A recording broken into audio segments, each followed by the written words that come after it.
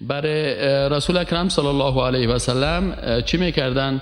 وقتی که شما برای وضو میرین داخل تشناب میشین باید این دعا را یاد بگیرین: اللهم اینی اعوذ بک من الخبث والخبائث. این دعا را رسول اکرم صلی الله علیه و سلم میخواندن و با پای چپ داخل بیت الخلا یا تشناب میشدن و همچنین روی خود یا پشت خود به طرف قبله نمیکردن و لباسهای خود از قطرات عمو پیشاب حفظ میکردن و با پای راست از تشناب خارج می شدن. بعد از خارج شدن از تشناب این دعا را بخوانید که غفرانک.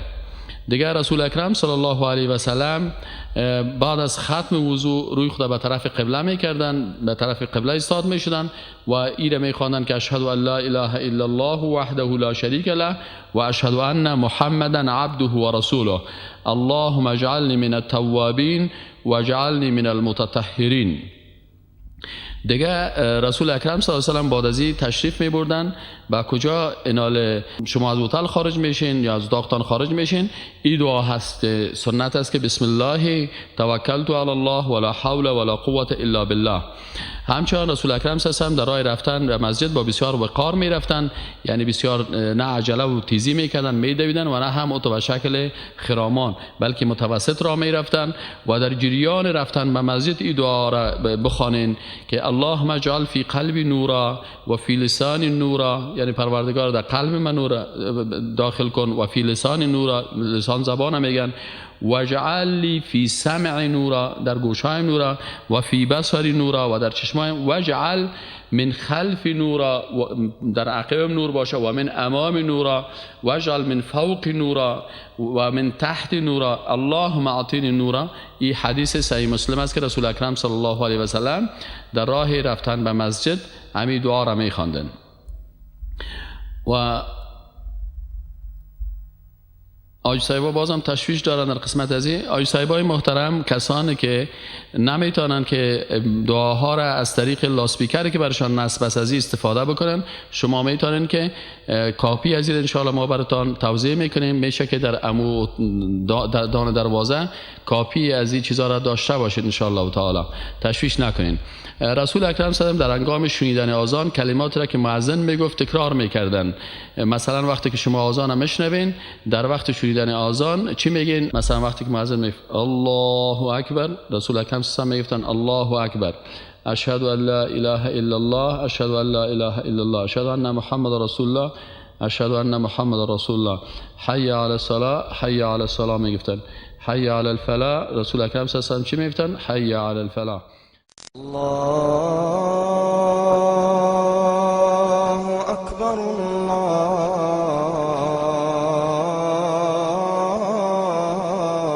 الله أكبر الله أكبر الله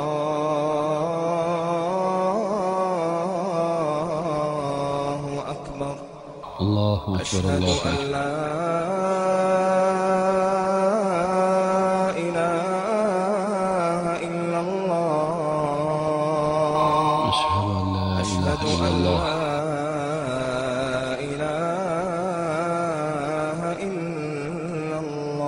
أشهد أن لا إله إلا الله وأنا أشهد أن لا إله إلا الله أن محمد رسول الله أشهد أن محمد رسول الله أشهد أن محمد رسول الله أشهد أن محمد رسول حي الله. على الصلاة لا حول ولا قوة إلا بالله. حي على الصلاة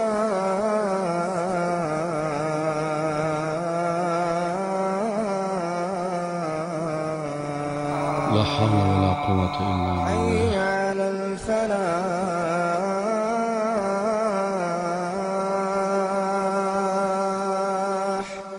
حي على الفلاح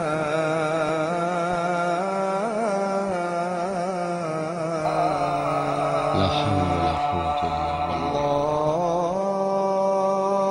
الله أكبر الله أكبر الله أكبر. الله أكبر. لا إله إلا الله محمد رسول الله. اللهم صل على محمد وعلى آل محمد كما صليت على إبراهيم وعلى آل إبراهيم إنك حميد مجيد. اللهم رب هذه الدعوة التامة والصلاة القائمة آت محمد الوسيلة والفضيلة وبعث مقام محمود الذي وعدته إنك لا تخلف الميعاد. حاجی صاحبای محترم و بیبی حاجی صاحبای محترمه، بعد از اینکه شما در حرم شریف نماز صبحتان در جماعت خواندین، دیگه باید به یاد داشته باشین که رسول اکرم صلی الله علیه و آله بعد از نماز فرض صبح خود چی میکردن. این سنت‌ها را تطبیق بکنین. رسول اکرم صلی الله علیه و آله بعد از اینکه نماز فرض خود ختم میکردن 3 مرتبه استغفر الله میگفتن. استغفر الله استغفر الله استغفر الله. بعد از اون میگفتن اللهم انت السلام و منک السلام تبارکت یا ذا الجلال و الاکرام. بعد از رسول اکرم صلی الله علیه و سلم 33 مرتبه سبحان الله میگفتن، 33 مرتبه الحمدلله میگفتن، 33 مرتبه الله اکبر میگفتن و یک بار میگفت که لا اله الا الله وحده لا شریک له له الملک و له الحمد و هو علی کل شیء قدیر. اینیا را بعد از نماز میگم. است که بعضی که نماز فرض صبح خواندن، بعد از خواندن نماز فرض صبح تمام حاجی صاحبا در عمو جای خود جای به جای بشینن، چرا که رسول اکرم صلی الله علیه و سلم بعد از نماز صبح در عمو جای خود میشیشت و وقتی که اونجا میشیشت چی میکرد؟ قرآن تلاوت میکرد، بعضی از تسبیحات میخواندن تا طلوع آفتاب. رسول اکرم صلی الله علیه و سلم از جای نماز خود حرکت نمیکرد، جای دیگه نمیرفت و در همینجا چی میکرد؟ سبحان الله والحمد لله ولا اله الا الله والله اکبر. دیگه اگر میتونین مثلا شما بگوین 100 مرتبه سبحان الله و بحمده، ایره هم رسول الله صلی الله علیه و سلم گفتن. سبحان الله و بحمده سبحان الله العظیم، ایره هم رسول الله صلی الله علیه و سلم گفتن. 100 مرتبه سبحان الله، 100 مرتبه لا اله الا الله وحده لا شریک له له الملک و له الحمد و هو علی کل شیء قدیر، ایره هم رسول اکرم صلی الله علیه و سلم گفتن. سبحان الله العظیم و بحمده سبحان الملك القدوس، ایره هم گفتن. لا اله الا الله. دیگه اینی چیزایی است که شما تلاوت قرآن میکنین، این تسبیحات میخوانین، دیگه ایره خوانده میرین تا اینکه طلوع آفتاب میکنن. وقتی که آفتاب طلوع کرد یک چند دقیقه صبر میکنین و باز بعد از او چی میکنین؟ نماز چی را میخواین؟ نماز اشراق. نماز اشراق نماز را میگن که وقتی که آفتاب طلوع میکنه، اینجا نماز اشراق است. شما نماز اشراق بخوانین ان شاء الله تعالی. میتونین که 2 رکعت نماز اشراق بخوانین و یا 4 رکعت میخوانین. دیگه باز بعد از این وقتی که خلاص کردین نماز خواندین، بعد از او به طرف اتاقایتان میتونین بیاین. دیگه وقتی که به طرف اتاق می آمدین و با گرفتن چای صبح می آمدین، دیگه کوشش بکنید در داخل شدن به اتاق اللهم انی اسالک خیر المولج و خیر المخرج، بسم الله ولجنا و بسم الله خرجنا و علی الله ربنا توکلنا. این دعای داخل شدن است که مثلا شما داخل هتل یا داخل هتل میشین و داخل اتاقایتان میشه. دیگه حاجی صاحبای محترم در وادی نوشیدن و خوردن هم سنت های زیادی هست که مثلا رسول الله هم قبل از نوشیدن بسم الله میگفتن. رسول الله صلی الله علیه و آله با دست راستشان غذا میخوردن، با دست راستشان آب می نوشیدن و از با همین قسم آب نشسته می نوشیدن. دیگه از چای نوشیدن یا غذا خوردن از دست چپ منع میکردن. دیگه اینی کارا ما و شما باید چیز نکنیم. با دست چپ خود باید نان نخوریم و یا مثلا آب ننوشیم یا چای ننوشیم. دیگه رسول الله صلی الله علیه و آله به یک بارگی آب به گلاس آب نمی نوشیدن، بلکه به 3 بخش تقسیم میکردن، یعنی در 3 نفس را می نوشیدن و این در احادیث آمده. و وقتی که بعد از نوشیدن آب میگفتن الحمدلله، میگفتن ان الله لا یرضى عن العبد ان یاکل الاکله فیحمده علیه. دیگه رسول الله هم میگفتن که الله از او بنده راضی میشه که وقتی غذا را میخوره الحمدلله بگه یا آب مینوشه الحمدلله بگه. اینی از حاجی صاحبای محترم. و دیگه ای است که حاجی صاحبای محترم وقتی که شما هر مرتبه که در حرم شریف میرین، همیشه چون در مسجد تحیت المسجد 2 رکعت خوانده میشه، لکن در حرم شریف تحیت المسجد چی است؟ طواف است که شما هر مرتبه که داخل حرم شریف میشین در مسجد شریف بیت الله الحرام اینجا طواف بکنین. تحییش چی است؟ طواف است. و به می شکل کوشش بکنین که در جریان روز هم به عبادت ها مصروف باشین و به می شکل به نماز ظهر هم می قسم آمادگی داشته باشین و می قسم به نمازهای عصرتان به وقت جماعت باید از پیشتان فوت نشه و همیشه تسبیحات مثلا اینجا ما براتون با تسبیحات صبح و شام ان شاء الله توضیح میکنیم، باز شما از این تسبیحات استفاده بکنین و به می شکل ان شاء الله تعالی تقسیم اوقاتنا به شکل تقسیم اوقات 24 ساعتی رسول اکرم صلی الله علیه و آماده بسازین و ما ان شاء الله در خدمتتان هستیم. هر سوال و هر مشکلی که داشتین او سوالاتتان مطرح بکنین و ان شاء الله. یکی از حاجی صاحبا یک سوال کرده بودن که در سوال خود گفتن که چی هست، در سوال خودتو پرسیده بودن که وقتی من طواف میکنم در جریان 3-4 طواف بودم که آذان داد چی کنم؟ آج صاحبای محترم، اگر شما در جریان چیز بودین، در جریان طواف بودین و آذان داده شد او پروا نمیکنه، اما اگر در جریان طواف بودین قامت برای نماز گفته شد، شما چی میکنین؟ طوافتان قطع میکنین و نمازتان میخورین و باز بعد از او وقتی که چیز نمازتان ختم شد مثلا 3 مرتبه طواف کردین، این حالا پس از سر مثلا 4 مرتبه دیگه طواف میکنین، باقی مانده طواف تکمیل میکنین ان شاء الله. بازم اگر آقای صاحب محترم کدام سوال یا مشکلی داشتن ما در خدمتشان هستم و السلام علیکم و رحمت الله و برکاته. که غریبیم او که خواریم پاک خدایا، دست دیر شکر گزاریم پاک خدایا، دست دیر شکر گزاریم پاک خدایا، که غریبیم او که خواریم پاک خدایا، دست دیر شکر گزاریم پاک خدایا، دست دیر شکر گزاریم پاک خدایا. یم خوشحال چې د پیدا از مسلمان یم، امتی د پاک نبی آخر زمان یم.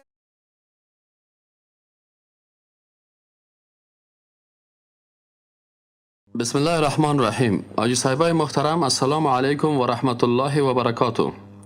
آجی صاحبای محترم لطفاً تمامیتان توجه کنین. آجی صاحبای محترم لطفاً متوجه اعلان باشید. بسم الله الرحمن الرحیم. امروز روز ترویه هست. روز ترویه 8 ذوالحجة الحرام است. آجی صاحبای محترم امروز که 8 ذوالحجة الحرام می باشد، این روز ترویه میگن. به این خاطر امروز سفر 5 روزی حج ما و شما، حج فرضی بخیر سر از امروز شروع میشه. آجی صاحبای محترم لطفا نقاط ذیل در نظر بگیرین. ما و شما که تمام آجی صاحبا جمع شدیم در بین هتل، اینی نقاط لطفا دقیق متوجه باشین که حرکت شروع میشه. آجی صاحبای محترم سر از این لحظه اول در قسمت وسایلتان اینی ضرورت ها را با خود در بکس هایتان داشته باشین. بکس های اضافگی و چیزهایتان در بین هتل میمانین. تنها چیزهایی که در 5 روز به کار میشه این امرایتان میگیرین. این چیزهایی که در 5 روز کار میشه کدام چیزها است؟ اول روی پاک، به امرایتان یک دانه روی پاک بگیرین. دوم مسواک و یا کریم و برس دندانتان به همراهتان بگیرین. سوم اگر کدام حاجی صاحب مریضی داره دوای خود باید بگیره، دوای 5 روزه خود که 5 روز اونجا میمانیم. کسی اگر مریض باشه دوای خود بگیره، دواهای ضروری خودم. چهارم برای کسانی که به آفتاب زدگی حساسیت دارن، بعضی کسا حساسیت دارن در مقابل آفتاب زدگی، بعضی جاها اونجا آفتاب میباشه، به همراه خود چتری و یا تابلت های احتیاطی بگیرن. پنجم برای کسایی که معیوب هستن، مشکلات دارن، باید بایسیکل مخصوص خود به همراه خود بگیرن و هر حاجی صاحب باید یک جوره لباس عادی با خود داشته باشه، چرا که باز در روز عید ما و شما لباس های خود میکشیم، لباس های عادی میپوشیم. هر حاجی صاحب باید بغیر از احرام خود و همچنان بیبی حاجی بغیر از احرام خود یک جوره لباس عادی داشته باشه به همراه خود. دیگه اگر امکانات باشه کسی به همراه خود خیمه کوچک و یا جای نماز پلاستیکی برای مزدلفه داشته باشین، خصوصا کسایی که به همراه فامیلشان است. یک خیمگک کوچک و جای نماز پلاستیکی داشته باشین یا یک فرشک کوچک که در مزدلفه و در اینجا بعضی اوقات میمانین. از این خاطر در اونجا با سوار میکنن، قرار سر از اون استراحت میکنن.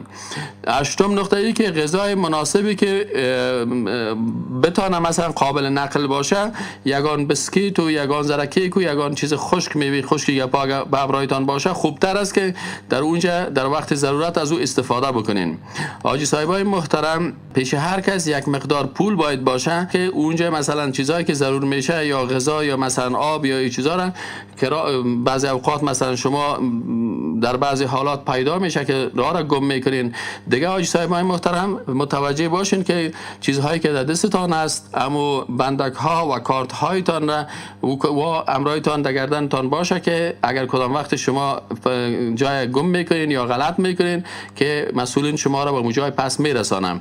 حاجی صاحبای محترم، کارهای عملی این چیزا را که جور کردین را خلاص کنین.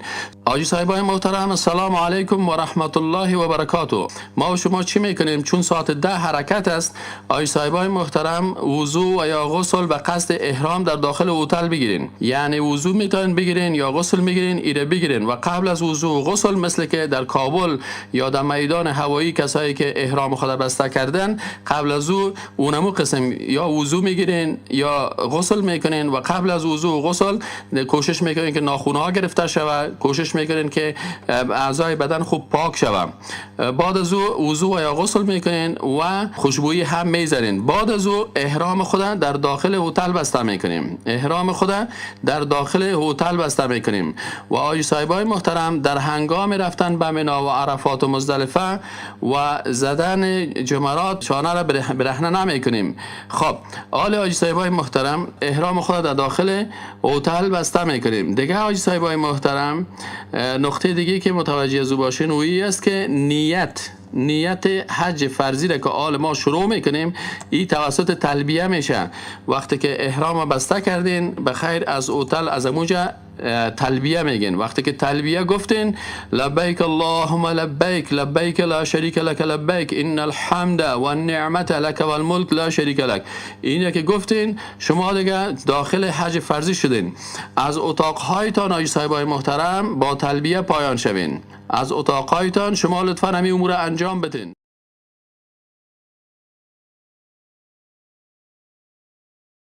چی خوش باشد که با حاجیان بگردیم، بگرد خانه رحمان بگردیم، رویم به کعبة الله خانه حق، به ذکر و طاعت قرآن بگردیم.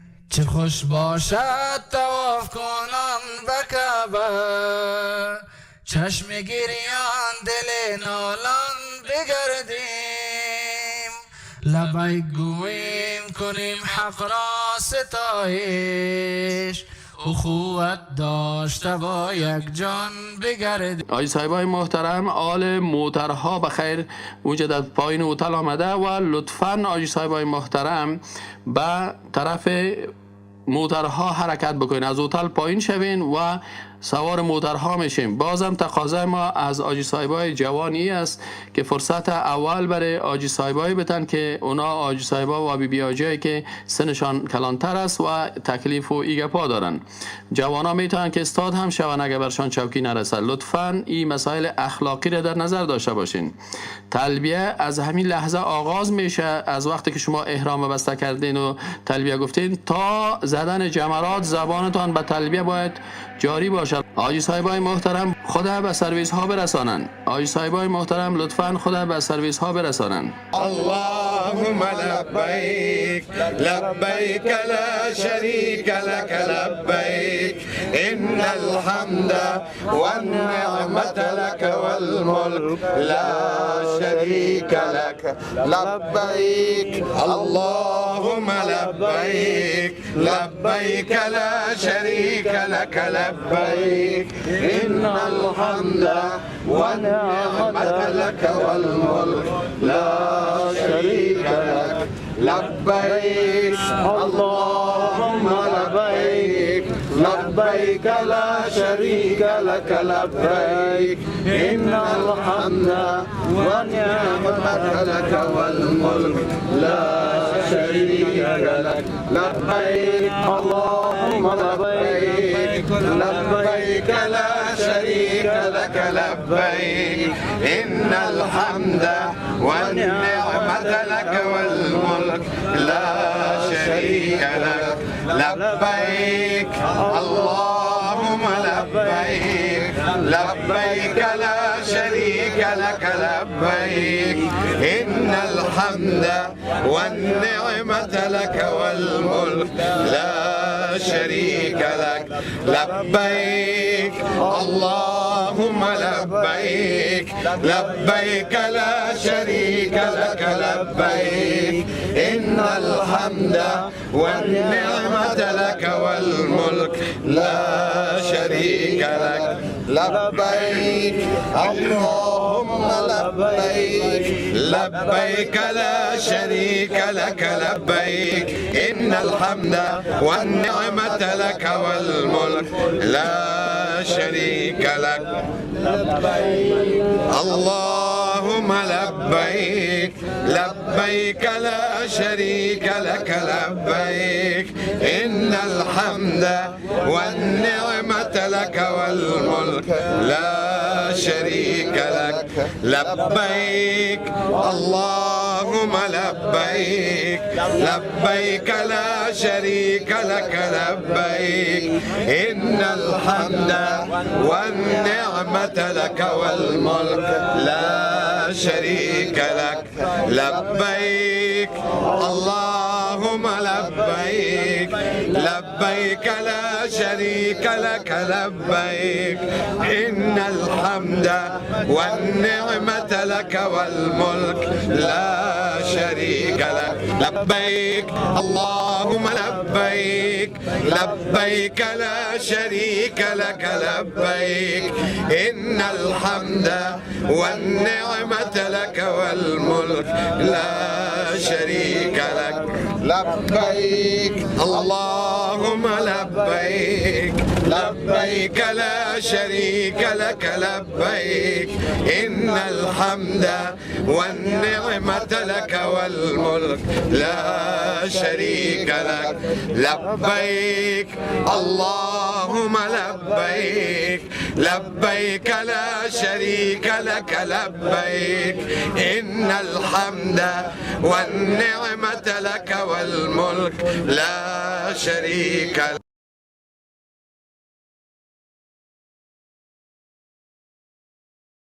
صاحبای محترم، ما و شما به منا نزدیک هستیم، در منا میرسیم. حالا وقتی که ما و شما به منا در جاهایی که خیمه های ما و شما هست، دموجه از موترها پایان میشیم، داخل خیمه ها جای به جای میشیم. آقای صاحبای محترم، لطفاً به معلوماتی که از طرف مسئولین براتان داده میشه، کارمندای اداری، لطفاً جاهایتان هر کس در خیمه هایی که برشان به اساس نمبر خوانده میشه مطابق از او در خیمه های خود جای به جای شوند. آجی صاحبای محترم، ما و شما در منا نماز ظهر خود، عصر و شام و نماز خفتن و نماز صبح روز عرفه را کلش در اینجا میخوانیم. آجی صاحبای محترم، آجی صاحبا لطفاً در اینجا فقط شما وقتی که میباشین متوجه بعضی از درس ها باشین. وقتی که به مولوی صاحبا و دعا هاست انشاءالله و عبادات است چی میکنین. و در اینجا ما و شما امی 5 نماز در اینجا خوانده میشه. پیشین امروز میخوانیم، امروز که 8 ذوالحجه هست، نماز پیشین بخیر اینجا میخوانیم، نماز عصر و نماز شام، نماز خفتن و نماز صبح. در جریان نمازها به طاعت و عبادات و در جریان موجودیت در روز 8 ذوالحجه یعنی یوم ترویه و این شب ما و شما باید به عبادت ها مشغول باشیم. که غریبیم او که خواریم پاک خدایا، دست دیر شکر گزاریم پاک خدایا، دست دیر شکر گزاریم پاک خدایا. که غریبیم او که خواریم پاک خدایا، دست دیر شکر گزاریم پاک خدایا. بسم الله الرحمن الرحیم. آجی صاحبای محترم، السلام علیکم و رحمت الله و برکاته. امروز روز عرفه هست. لطفاً آقای صاحبان محترم در موترهایتان سوار شده و حرکت میکنیم به طرف عرفات. لطفاً چیزتان در اینجا نمانه. فقط آقای صاحبان محترم چون اینجا چند نفر از مسئولین هستن، شما میتونن که بعض وسایلتان چی کنین اینجا بانین که باز وقتی که جمرات خلاص میشه، بعد از زدن جمرات انشاءالله تعالی پس ما شما به اینمی منطقه میمک، پس به منام میمای صاحبای محترم. از این خاطر سامانایی که دم یک روز کار میشه تا صبح او رو کتان بگین و دیگه چیزایی که اضافی لباس ترایتان است میتونین که او رو میجا بانین برتان حفظ میشن. غسل اگر کسی میتونه امروز غسل بکنه، غسل کس کرده میتونه در روز عرفات. بعضی جایا هست اگر بیرو بار نباشه کس غسل کرده میتونه، خوب است، یک سنت یا مستحب میباشه.